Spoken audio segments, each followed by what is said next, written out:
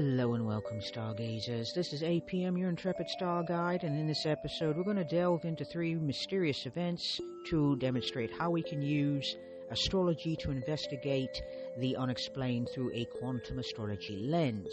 Trigger warning: this episode contains unexplained phenomena that may challenge established worldviews and contains references to potential extraterrestrial contact. Whilst we maintain a scientific approach for the most part, some listeners might find these topics unsettling. Listener discretion is advised.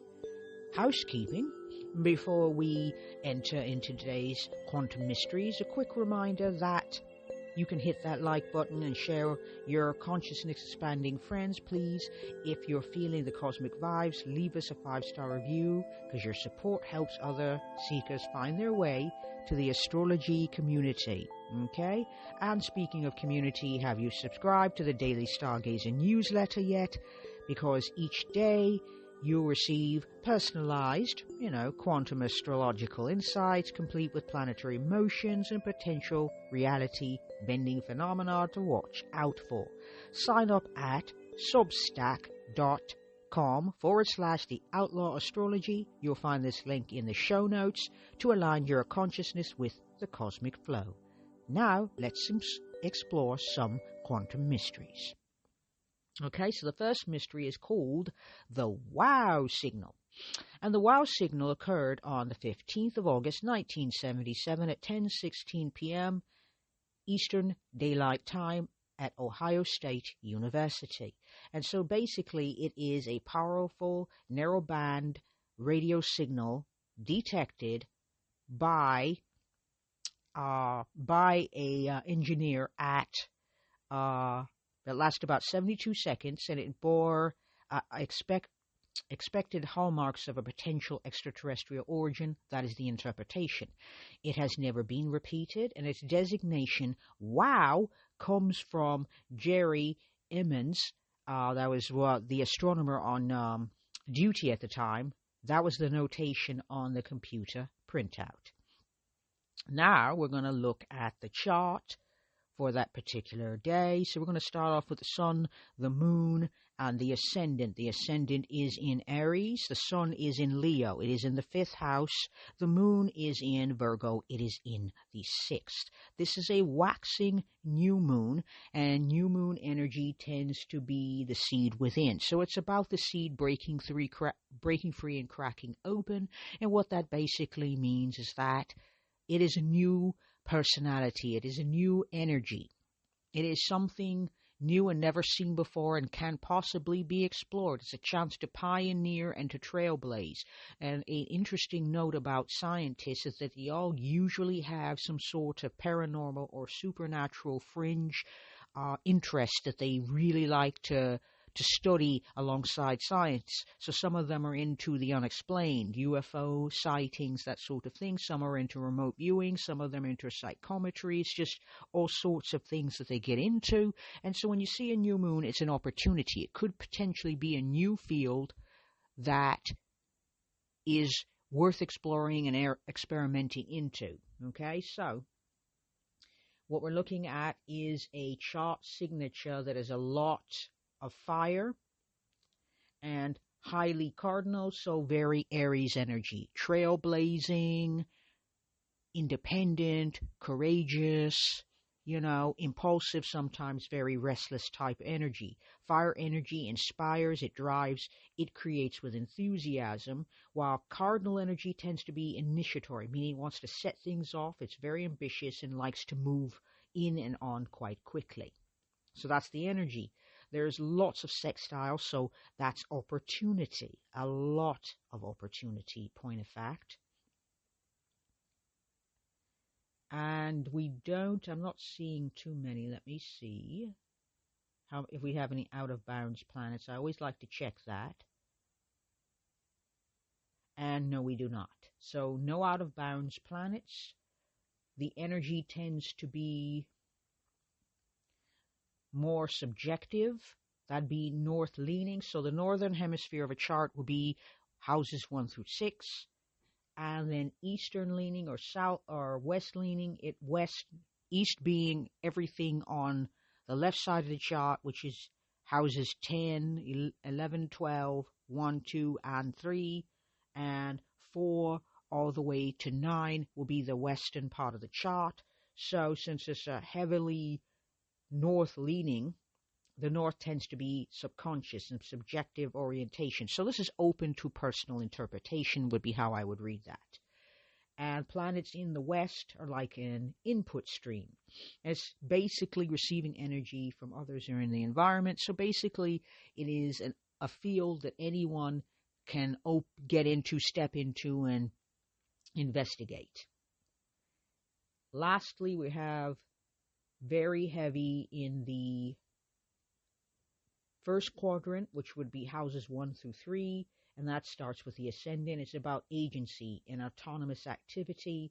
And the third quadrant, which is starts with the descendant, and which is the opposing point of the ascendant, which represents communion and receptivity to others. So there's going to be a give and a take between what one personally believes and thinks and views and what others might also think and view. So kind of a give and a take, a chance for choice, a chance to learn, to grow, and to experiment. And we're looking at major aspects. There are quite a few. I am not going to go into all of them because we really do not have all of that time. We've got, when it comes to the sun and the moon, we're going to focus on major aspects to the sun, major aspects to the moon, and major aspects to the ascendant, descendant at this point. So what we have is Mercury is in a square with both the ascendant and descendant. So let's have a look at that.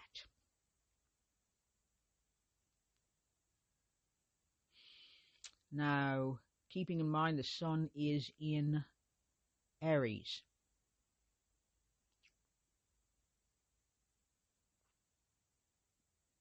Now, the ascendant's in Aries, the sun is in Leo, which would be in the 5th house. So that's where it's hanging out, and it's got Saturn alongside for the ride. That means that energy is fused. I would say this is more about being masterful. So when one wants to create, when one wants to play, the 5th house is absolutely about speculation. So we're going to look alongside, and there is Mercury hanging out in Virgo, co-present with the moon in the 6th house. And so it is its own dispositor. I don't have to look around unless I really, really want to. I could look at series, but for the sake of this podcast episode, we're going to keep it simple, and I'm going to keep it to Mercury. And so Mercury is at 18 degrees, and it is in Mercury in a sign that it naturally feels comfortable in and fuels and calls the shots on. And that basically means that Mercury in the 6th house is all very thinky. Likes order, likes things to make sense, loves to analyze, is very discerning. That's the type of energy. Very grounded, very practical, requires a framework. Now, I did say that it is square the ascendant. That's about a wide differential there. It's about 9 degrees, a little wide for my taste, but you could read it there if you use if you tend to use wider orbs. This is at 9 degrees. That's 9 is a little over what I prefer to use. But just for the sake of it, let's discuss that. The ascendant in Aries is impulsive, restless. It just wants to go and move on quickly. It's inspired, it's creative. Once it has an idea, it likes to run with it. So this identity is someone who sees themselves, this energy would be trailblazing energy. And so this is an opportunity, when you've got the ascendant in this chart, it's an opportunity to blaze a trail. To be a trailblazer would be the way I would read this. So, since that's a little wide for my taste, I was going to step into it, and I did briefly, but what I'm going to do is reorient myself. So, Mars in Gemini is the chart ruler and it is in the third house in this chart. So what does that tell me about this chart? Basically, it's telling me there's a desire. It's curious, inquisitiveness.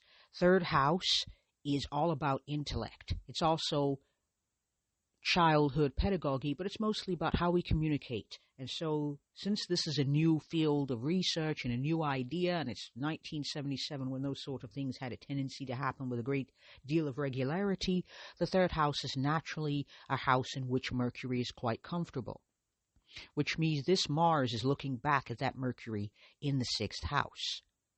And that Mercury in the sixth house is orderly and practical. That means that this is going to be approached in a scientific way. As curious as we might be, as shape-shifty, this could go anywhere, but it needs a framework. Otherwise, no information that comes from this wow signal and any research thereof is going to make any sense. So it's basically opening a new frontier here, and on the daily, to study this new frontier, we're going to need a scientific framework so that we can discern what we should pay attention to and what we should not pay attention to.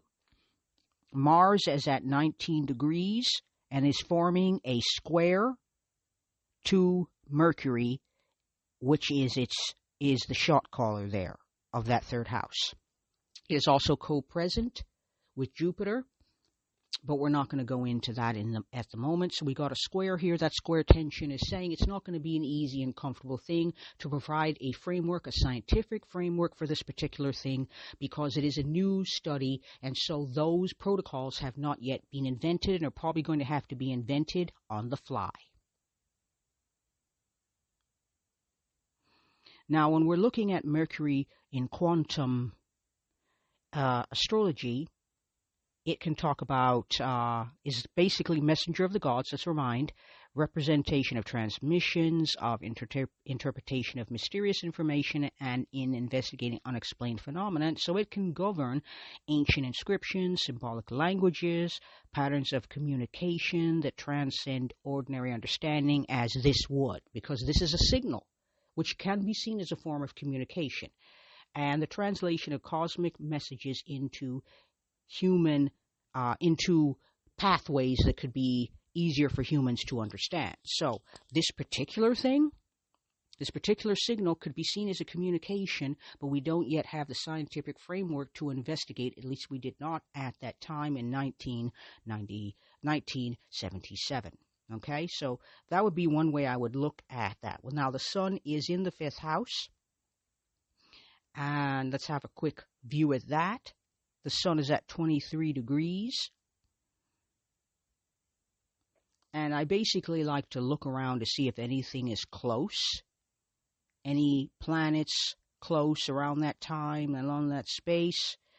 And at 23, we've got the sun in Leo and is forming a sextile to Jupiter at 29 degrees.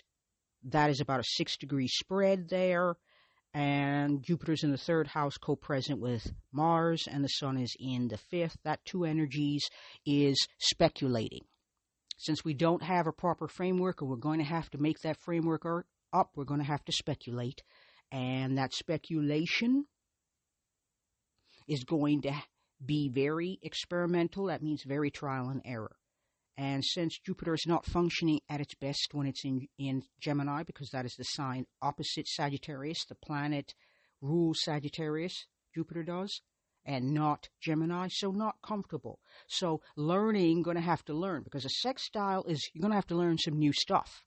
And it doesn't necessarily mean it's easy. Just because it's not as hard as a square doesn't mean it's easeful. There's going to be some mild tension and mild discomfort, because a sextile is not like a trine in that it's something that is comfortable and known. It is an exploration of the unknown and learning new skills. And while it's much more comfortable and less challenging than a square or an opposition. So that's basically saying that whatever framework, whatever beliefs we have are going to be very shape-shifty.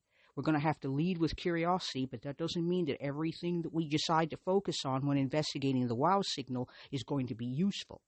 And more to the fact, we are investigating, and since Saturn is about 3 degrees off of the Sun in Leo, That means we're going to have to learn some hard lessons. We're going to make a lot of mistakes. I'm going to need to have some boundaries if we're going to have a chance of corralling this information in a way that other scientists can appreciate and will not immediately dismiss. Okay? And let's step into the Phoenix Lights. So the Phoenix Lights happened on the 13th of March, 1997 at 8:30 p.m. Mountain Standard Time in Phoenix, Arizona. And so one of the most widely witnessed UFO events in history, where multiple mysterious lights moved across the Arizona sky in formation. Thousands of witnesses, including the governor at the time, observed this particular phenomenon. So we're going to pull up that chart as well and have a look quite briefly to give you an idea. And the reason why we are doing this is to show that you can use astrology to better understand darkness, but you can understand things that literally don't make sense. You're just like, literally makes zero sense with you. So let me give you the Trinity and the lunation. So the sun is in Pisces, the moon is in Gemini, and the ascendant is in Libra. We are at a waxing crescent. That means certain facts will be known, but not completely known. That means there's a lot that we don't know about this particular event. The moon tends to be about how we nurture ourselves, but it's also about the past, and it's also very shape-shifty. That means also hidden knowledge, things that we don't see well, things of that nature. Now, if we're looking at the moon in quantum astrology, it governs the hidden realms and subconscious understanding. So, when investigating mysteries, it can represent intuitive insights, symbolic patterns, and the ephemeral qualities that defy conventional explanation. It can guide us through the shadows of the unknown with ancient wisdom or even just very extraterrestrial wisdom. Okay, so that is what the moon could potentially mean in this very emerging field. What we have is the sun in Pisces, as I've said, the ascendant. Chart ruler here, since I've already said that, and I just realized I'm looking at my notes and repeating myself, the chart ruler here would be Venus in Pisces, which disposits to Neptune in Capricorn, and Neptune in Capricorn is in the 4th house, which goes to Saturn in Aries in the 7th, which is in its fall. Okay, so let's have a look at our chart. Before we do that, let me have a look. We're going to tell you the chart signature. I realized I didn't do that yet. This is a mutable chart with a lot of fire. So mutable fire would be Sagittarius energy, and that means mutable. The signs tend to be flexible and versatile and capable of adapting to change easily. So very shape-shifty, very fluid, and fire is inspiring, drives, and creates with enthusiasm. So those would be the energies we'd be looking for. Lots. Like the previous chart, the wow signal, there are sextiles aplenty. And I do not see any planets that are currently in this chart out of bounds. There is a heavy emphasis in the northern hemisphere, which tends to be personal and subjective, and a heavy emphasis, once again, with the western hemisphere, which tends to be more about output stream, meaning about what others think. So basically, when we're talking about these type of events, we're talking about a subjective opinion that is going to have to play with an objective reality, meaning a reality that happens to be outside of ourselves. When it comes to house emphasis, the emphasis is highly on the second quadrant, which has a lot of energy there. So the second quadrant starts with the inner heaven, otherwise known as the Imam Kweli, which represents inner empowerment and rootedness. Okay, so we're looking at an event that has far more people watching. The other event had a smaller grouping of people watching, probably in a lab, at an observatory, watching this and seeing that signal and thinking, what could this mean? This was literally outside with thousands of people watching.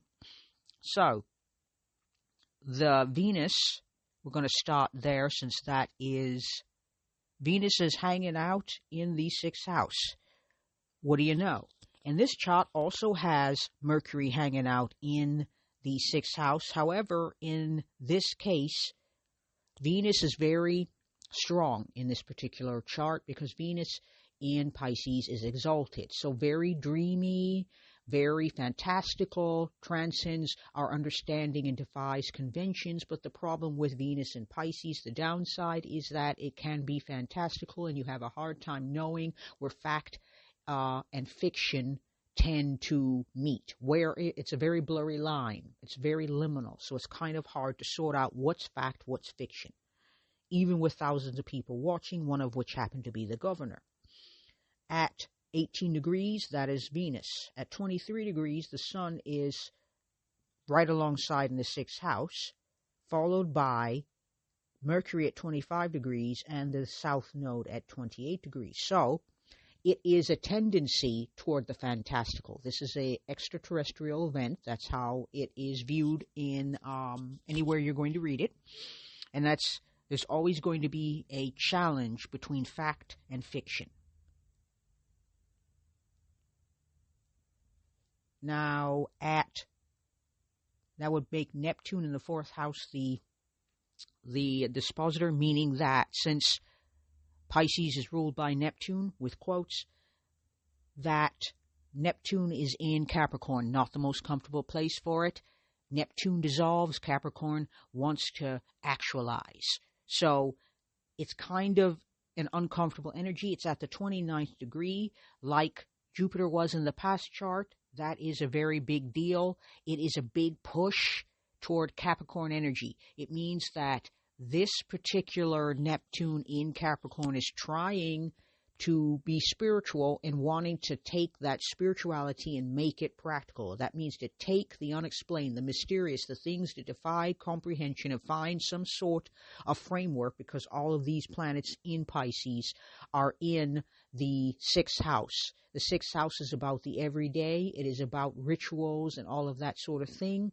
And so it is an everyday ritual maybe of looking up at the stars, but it's also an everyday ritual of finding a way to make sense of these events in a way that makes us feel like we're part of something bigger. Because whenever we have an experience of extraterrestrial and out there energy, we're also having to ask ourselves the question, are we alone? And if we are not alone, where are they?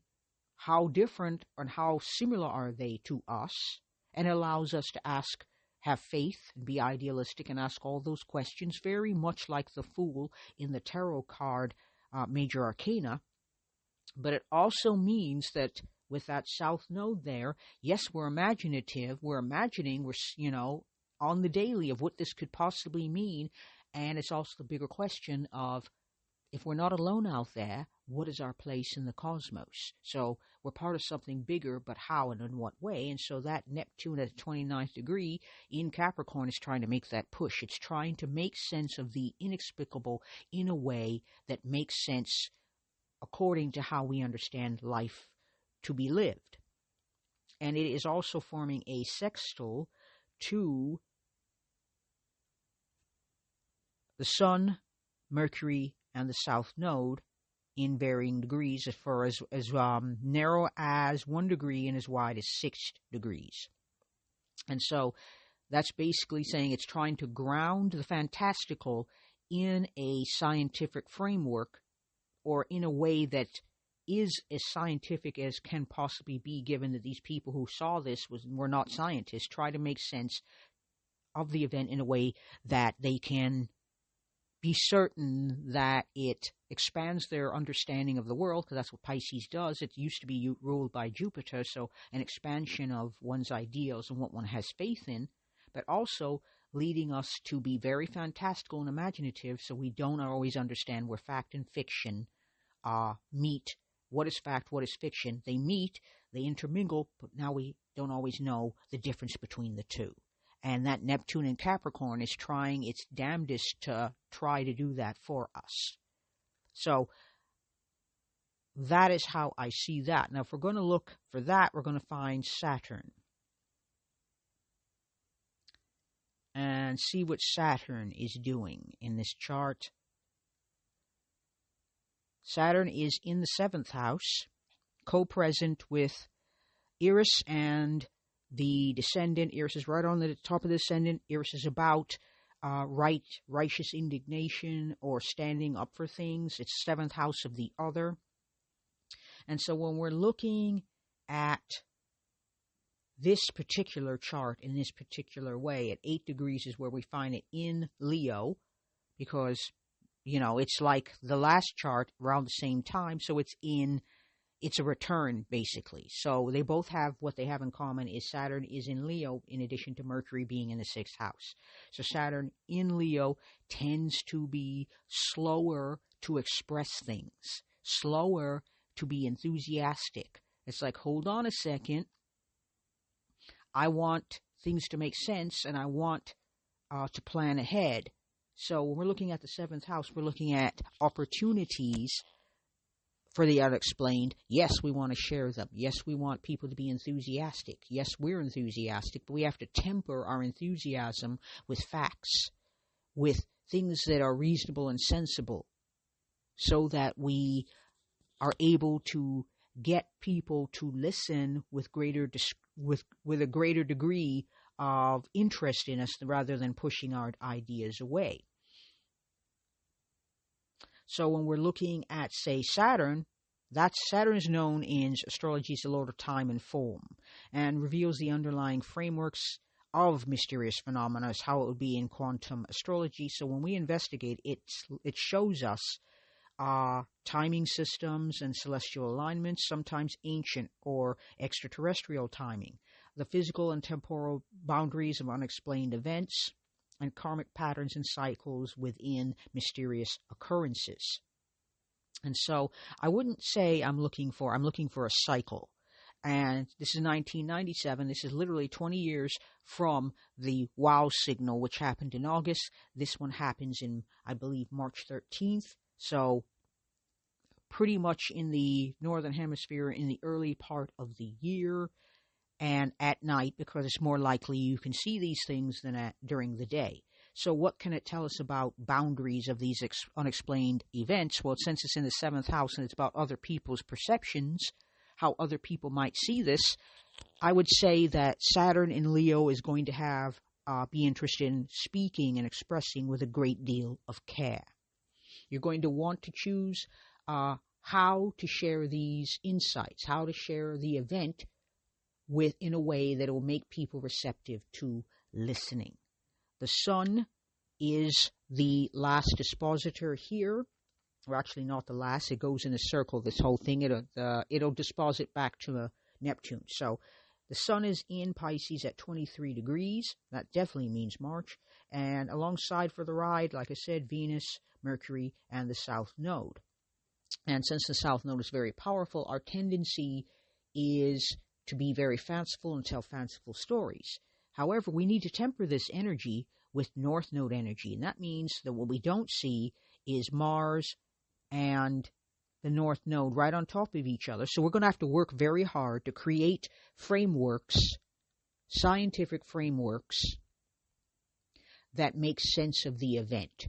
That whilst we want to tell fantastical, imaginative stories that bridge the gap between imagination and science, we definitely want to err on the side of science, less be imaginative, but also less ground ourselves as much as we can in the practical. Because we can definitely, with a South Node in Pisces, get caught up and run away with all of our imagination. We can run away with ourselves, and very well run away in a way that makes it hard for this phenomenon to make sense to us. Because, like I said, if you see extraterrestrials out there, you realize you're part of something bigger. But to investigate it, to quantify it, one needs that Mercury energy in Pisces, which goes to that 12th house. What's hidden is the ability to discern truth from fact. We should probably lean on the ability to be more discerning when we hear these stories, and also not allow ourselves or other people to get too fantastical. Okay? So that's how I would read that. Lastly, we have, quite briefly, Yes, I've got two segments here quite briefly. So here is what I want to say about this. The key takeaway here is that the convergence of quantum mechanics and astrology offers us a unique perspective on unexplained phenomena. So the two case studies that I shared today, we can see how these cosmic alignments may mirror the mysterious nature of these events, okay? So suggesting an interconnected cosmos that operates beyond our current scientific understanding is what I want to pound in here, okay? And so, something to ponder. If these events are threads in the cosmic tapestry, what other patterns might we discover by examining the quantum and the astrological together and their signatures of unexplained phenomena? So perhaps the answers lie not in an either-or thinking, that is black and white thinking, but more in this space where there are multiple ways of knowing which they intersect. And so that is what all that Pisces energy in the 6th house and connecting it to that 12th house, that could be a possible interpretation on that. And so if you like what you're listening to, feel free to follow us on Pinterest, YouTube, and Instagram. You'll find those links in the show notes. Thank you for joining me on this journey through the mysteries of space, time, and consciousness. Until next time, keep your eyes on the stars and your mind open to infinite possibilities. This is your Quantum Astrologer APM, signing off. Peace and astro magic, stargazers.